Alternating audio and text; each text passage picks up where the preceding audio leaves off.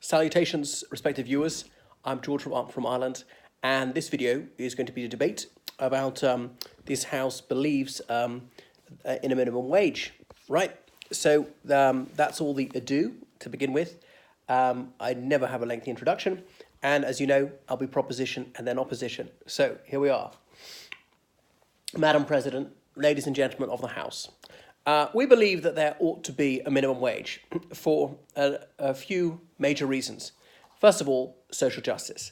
Second of all, it will stimulate the economy. Thirdly, it will end the scourge of wage slavery. These are interrelated. Fourth of all, I could say, and I'll come to this later, that the arguments which I anticipate from the other side are bunkum, but we'll have to hold our horses for that one. Well, social justice, it is a real thing, all right? We should care about the needy. We should not want people to be suffering, and often suffering is avoidable. Okay, let's speak in dollars, in the US, sort of $7 an hour. That's about the lowest minimum wage in any state. Some states don't even have that. What if it was $6? Would you tolerate that? Or $5, or $4, or $3, or $2, or $1? There comes a point when everybody agrees it's too little. 1 cent an hour? What? I mean, come on, get real. I know you're going to say that's a reductio ad absurdum, but the very fact you say that means that even you concur there's got to be a minimum wage, because there's a minimum number of calories you can consume whilst you live. So people are not going to actually die of malnutrition whilst working. Then they need a minimum wage. Now, they have to have somewhere to live. They have to have some clothing, which is going to wear out after a while, and footwear. They have to have transport to work. They're not going to live within walking distance of work most of the time. And, they have to work a reasonable number of hours. They need to sleep and wash and eat and all the rest of it. So for these reasons, we have that. We don't care about inequality as such. It doesn't bother me that some people have got $50 billion. But, if 1% of the population has 99% of the wealth, there is something wrong with that. No reasonable person could quarrel with that. So I agree with a certain level of inequality, but when it's gross and actually causing unnecessary suffering to the masses, that is an abuse which has to be addressed. I often hear this canard from the other side saying that it will kill jobs, it will reduce the number of jobs. And really, there's little evidence on that, unless the minimum wage is set too high. I agree it can be set too high. Some of my opponents would claim it cannot possibly be set too low, which is the acme of illogicality. And it shows the perfidy of the other side to pretend that things can be too extreme in one direction, but not the other. It's obviously completely self-contradictory to make that claim.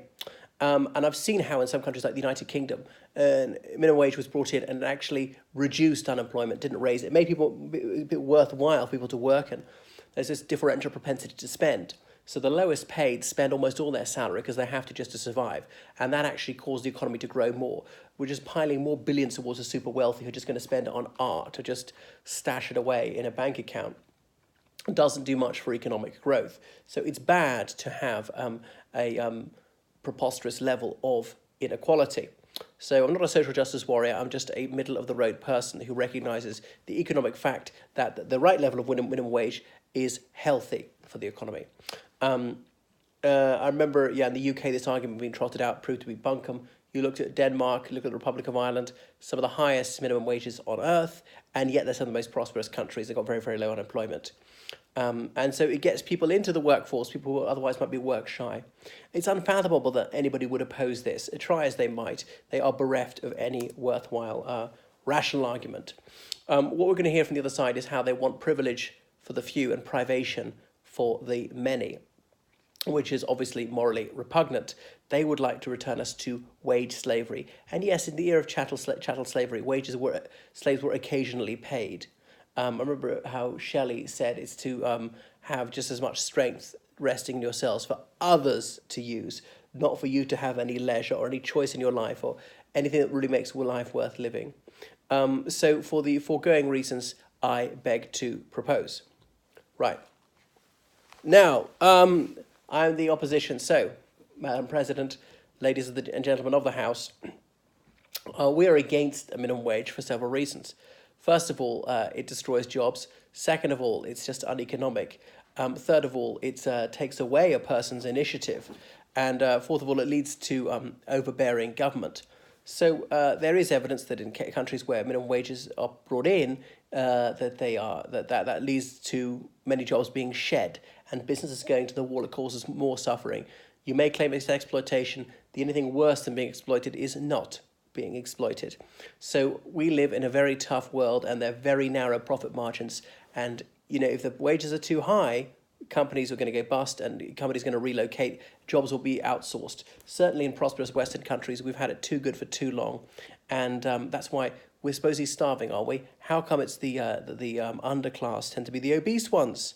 They could easily eat less, exercise more. Come on, it's not because they're poor. Nobody starves. Get real. This is not the 19th century. If we're around the Dickensian times, I might have agreed with you, but I don't. So it is uneconomic, and the wages they're always set too high. And there was this ridiculous argument from the other side claiming that we want people to live off a cent a day. Well, nobody's actually going to work for that. That doesn't actually happen. It was preposterous. So we shouldn't listen to something which is such arrant nonsense. It would be uncompetitive to have these minimum wages, and many healthily growing economies don't have minimum wages. Paying people more is going to make business better. Come on. That's not true. There's only one way it's going to go. If prices go up, costs go up. All right? It's as plain as the nose on my face. It's the law of supply and demand. Obviously, the cheaper your product, the more of it's going to sell, so long as it's workable quality. And the more expensive your product, the less of it that will be sold. Anyone could tell you that. A toddler could tell you that. It's just common sense. So if you don't like the salary you're paid, get another job that pays you what you think you're worth. All right? You think you don't have enough money for whatever, cut back in spending in other areas. You could work longer hours, set up your own business. There are many ways around this. So government cannot regulate everything and shouldn't be poking its nose into all these issues. I remember Bob Dole, the Republican presidential candidate way back in 1996, said, when the government takes over the economy for the good of the people, it ends up taking over the people for the good of the economy. What splendid contrapuntialism. And of course, he was on the money. So it would be economically disastrous, and it would have a very deleterious impact on our economy more broadly. It would lead us to socialism and to price controls. And a government's actually very inefficient at doing this. And of course, there would be pressure to increase prices more and more and more.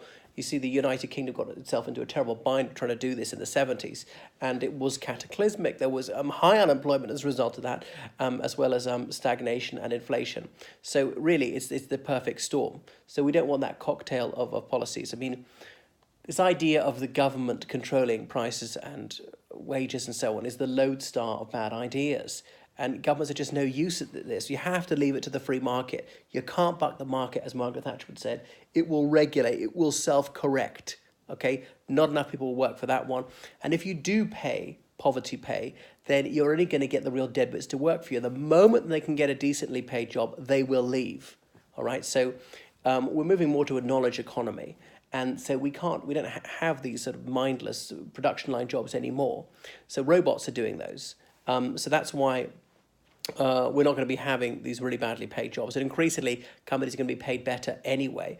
There are a lot of other things companies can do if they don't pay that well, giving you shorter hours, giving you better conditions of work, feeding you, just a pleasant working atmosphere, providing free healthcare, free transportation, or at least guaranteeing you a job for life, things of that nature, allowing you to split shifts or to work flexi time, 12 hours one day, 4 hours the next, things like that. So I'm against having a minimum wage for many of the reasons that I've already adumbrated. First of all, it will cause unemployment to spike very considerably. Second of all, it would have a wider impact on the economy, a very negative one, not just for those who will lose their jobs. And third of all, because it would lead to the government regulating in areas that it shouldn't do and is no good at. And it's part of creeping totalitarianism. The road to hell is paved with good intentions. Let's, for the sake of argument, assume the other side of the house are actuated by the most admirable motives. And I suspect that they're not. Really, it's an excuse for an overweening state. It would lead to a massive takeover of all facets of our existence. And that's something which needs to be firmly resisted. For the foregoing reasons, I beg to oppose.